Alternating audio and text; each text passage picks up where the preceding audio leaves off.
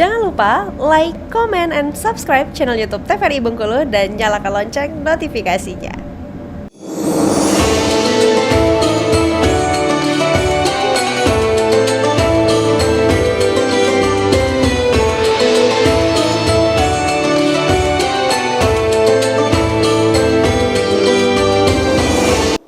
Terima kasih pemirsa masih setia bersama kami di Mutiara Kolbu. Kita masih dengan tema yang sama, yakni hikmah di balik masalah. Masih bersama dengan Ustadz Ikhwan Nasution dan ibu-ibu dari Majelis Taklim Pengajian Salimah Sukamerindu. Pak Ustadz, mungkin tadi ada beberapa hal yang belum tersampaikan dengan baik, tapi kita masuk ke sesi pertanyaan dulu sembari nanti dijawab satu persatu ya Pak Ustadz. Ya baik, ibu-ibu ada yang ingin bertanya Bu langsung? Silakan. Ya, boleh berdiri saja Bu. Terima kasih. Assalamualaikum warahmatullahi wabarakatuh. Waalaikumsalam warahmatullahi wabarakatuh. Nama saya Ibu Lis dari Pengajian Muslimah Sukamerindu. Makasih Pak Ustadz. Yang saya mau tanyakan, mengapa Allah itu memberi musibah kepada umatnya? Dan apa positifnya untuk kita? Makasih Pak Ustadz. Assalamualaikum warahmatullahi wabarakatuh. Waalaikumsalam warahmatullahi wabarakatuh. Pak Ustadz, pertanyaan dari Ibu Lis, mengapa Allah memberikan musibah dan apa maksud dibalik semua itu? Silakan Pak Ustadz. Baik, kenapa ya Allah kasih kita musibah ya? Kita sudah beriman, kita sudah taat, semua perintah kita kerjakan, larangan Allah tak ada yang kita lakukan, semua kita tinggal larangan Allah. Pertanyaan kenapa Allah kasih kita ujian, musibah? Pertama, karena Allah ingin masukkan kita ke sorga. Karena syarat masuk sorga itu, Ibu, itu bukan karena amal kita. Tak ada jaminan amal kita ini bisa memasukkan kita ke sorga. Sebagaimana kata Nabi, lan yudkhila ahadan amaluhul jannah. Tidak akan pernah satu pun di antara kalian yang masuk sorga dengan amalnya.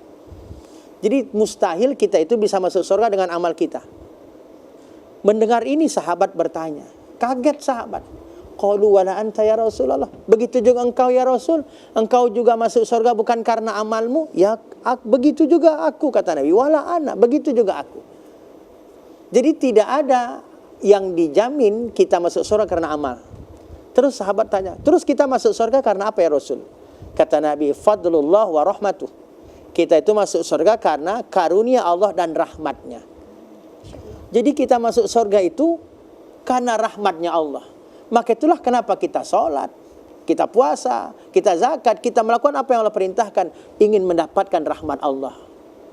Bukan berarti sholat kita yang jamin. Tidak, banyak orang sholat justru celaka. Fawailul lil musallin. Celaka kata Allah orang yang sholat. Kenapa? Sahun, dia lalai, yuraun, dia ingin dilihat orang. Dia beramal justru jadi celaka. Kenapa? Karena Allah tidak rahmati dia. Karena dia lalai, karena dia ingin dilihat orang.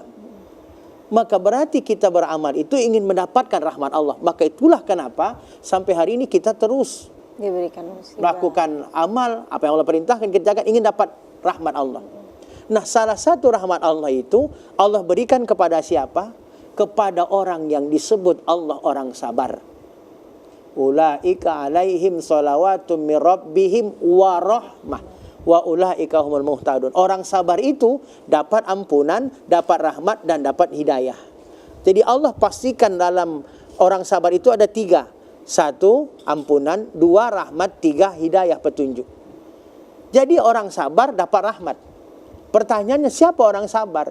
Tak mungkin sabar itu dalam kenikmatan. Tapi sabar itu pasti dalam ujian yang tidak kita sukai.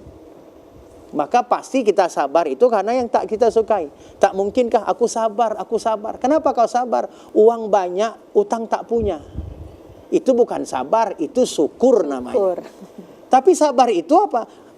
Aku tak punya uang, hutang banyak, uang tak punya. Itu kan masalah itu ujian. Maka akan lahirlah nama sabar.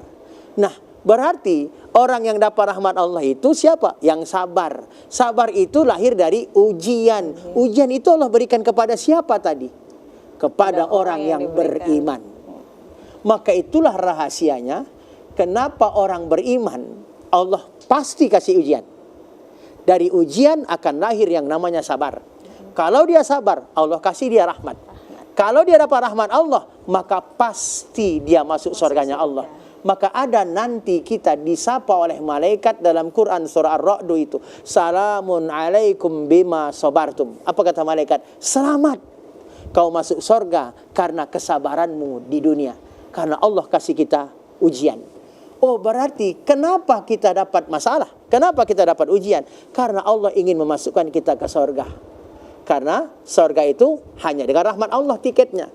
Rahmat Allah itu Allah berikan kepada siapa? Orang sabar. Sabar itu lahir tentu dari ujian. Ujian Allah berikan hanya kepada orang beriman. Maka itulah kenapa orang yang tak beriman tak Allah kasih ujian. Orang beriman pasti diuji. Dari ujian lahir sabar. Dari sabar dapat rahmat. Dengan rahmat kita dapat surganya Allah. Masya Allah. Itu rahasianya. Itu rahasianya, Ibu. Terjawab, Bu?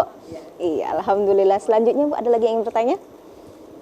Bismillahirrahmanirrahim. Assalamualaikum warahmatullahi wabarakatuh. Waalaikumsalam warahmatullahi wabarakatuh. Perkenalkan, saya Lia Perisa. Saya ingin bertanya Ustadz, tadi kan kata Ustadz kita itu diberi ujian, harus dengan menghadapinya dengan sabar. Nah, bagaimana sikap kita, perilaku kita menghadapi ujian itu tersebut dengan sabar, khususnya dalam berumah tangga sebagai kami seorang istri kan, agar dapat naik derajat kami. Terima kasih. Assalamualaikum warahmatullahi wabarakatuh. Waalaikumsalam warahmatullahi wabarakatuh. Cara sabar itu bagaimana Pak Ustadz? Terutama dalam masalah rumah tangga tadi, Bu. Ya, silakan Pak Ustadz dijawab. Jadi memang sabar itu berat, Ibu. Teorinya mudah, praktiknya yang susah. Tapi apa kata Nabi? La yazalul bala mu'min wal mu'minah. Tidaklah lepas orang beriman laki-laki maupun perempuan dari ujian, dari masalah. Fi nafsihi, baik itu diuji dari dirinya. Maka ada kadang kita diuji dengan penyakit. Kalau tidak dari dirinya, fi waladihi, dari anaknya. Maka kadang kita tak diuji dengan sakit, tapi diuji dari anak. Anak tak sesuai keinginan. Sudah kita sekolahkan di sekolah yang kita harapkan, tapi tak sesuai harapan anak. Kalau tak dari anak, fi malihi, diuji kita dari harta. Badan sehat, anak taat, anak soleh, tapi kita diuji dari harta. Sedikitnya harta kita. Maka kata Nabi ketika itu ditimpakan, dan tiga ini semua kita pasti dapatkan. Atau salah satu dari tiga itu. Maka Nabi jaminkan ketika dari ujian itu, maka wama alaihi khoti'ah. Maka seluruh ujian itu akan menghapuskan dosa. Jadi bagaimana cara biar kita itu bisa sabar? Ingat dalam rumah tangga itu memang pasti ada ujian. Tak ada rumah tangga yang tak pernah diuji. Kenapa? Karena ada setannya. Di rumah kita itu ada setan yang tugasnya ingin menceraikan suami istri. Nama setan itu Dahsim. Mohon maaf. Ada yang senama? Tak ada ya? Dahsim. Jadi dalam rumah tangga kita itu ada setan yang tugasnya memang membuat rumah tangga kita itu sampai akhir endingnya bercerai. Maka satu-satunya setan yang dapat mahkota penghargaan dari iblis itu setan Dahsim ketika dia berhasil menceraikan suami istri. Maka jangan heran ada kawin cerai. Memang ada Dahsimnya. Sebagaimana ketika kita sholat. Kenapa kita sholat itu susah untuk khusyuknya? Karena sepanjang sholat ada setannya. Nama setannya Khinzib. Tak ada juga yang senama kan? Khinzib itu tugasnya apa? Membuat kita rusak sholat kita. Sampai kita nanti akan dibuat lupa rakaat sholat. Ibu pernahkah ketika sholat bertanya sendiri, Allahu Akbar, ini 2 atau 3 rakaat? Iya. Pernah? Pernah. Sering? Oh, sering. Maka kata Nabi, zaka syaitan yuqalu lahu khinzib. Itulah namanya setan yang disebut khinzib, yang tugasnya memang merusak sholat kita sampai selesai sholat.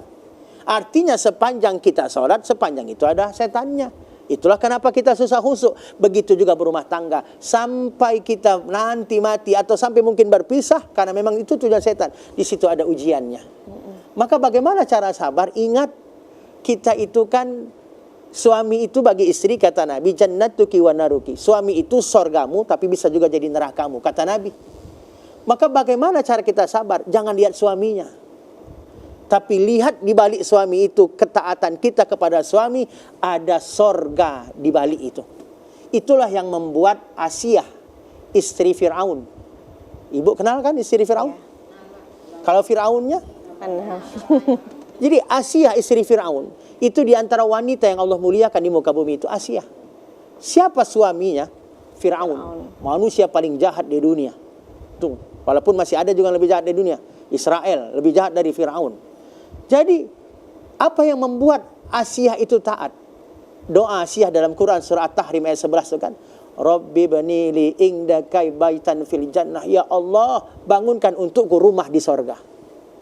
Jadi suaminya yang jahat, dia tetap taat kepada suaminya. Kenapa? Karena dia ingin dapatkan sorga dengan ketaatan kepada suami. Iya, baik. Sejahat-jahat suami kita hari ini, takkan pernah lebih jahat daripada Firaun. Mustahil kan ada suami kita yang jahat daripada Firaun. Artinya belum jahat suami kita.